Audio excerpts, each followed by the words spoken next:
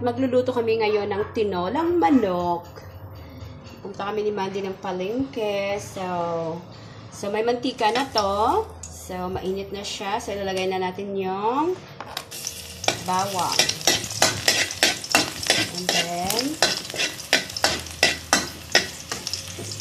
dahil nakalimutan namin bumili ng sibuyas Bombay, kaya ito, dahon ng sibuyas. Okay. Ilalagay din natin yung luya para pampaalis ng langsa. Ilalagay na natin to, ang chicken.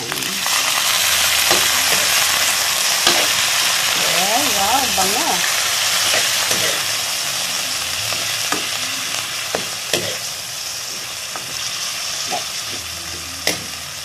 Lagyan natin ng konting asin.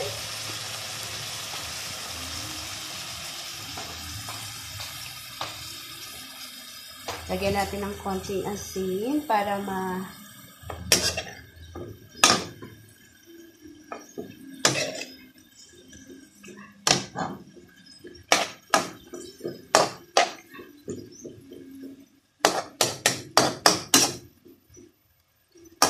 Okay.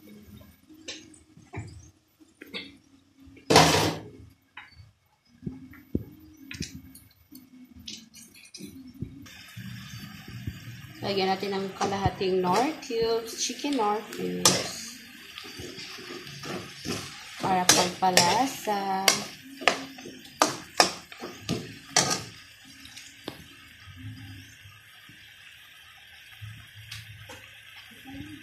Water. Para lumambot siya. Palambutin muna natin siya. So, iyaan muna natin siya ng mga siguro 10 minutes or 15. Okay. Ng tanglad. Ito papabango to. Okay, para So, maglalagay na ako ng papaya. Okay, tapos dagdagan natin yung sabaw.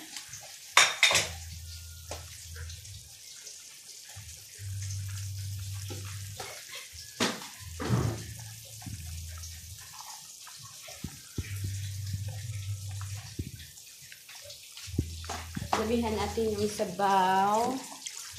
Okay.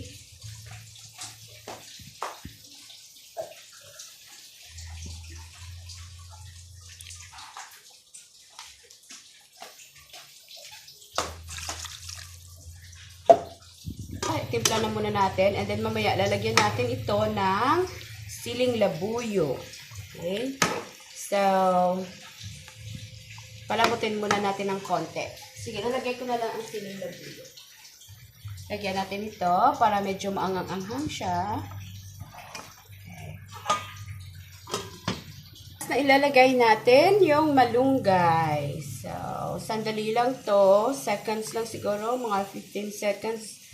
Pwede na natin patayin yung apoy. Okay. Tikman ko nga.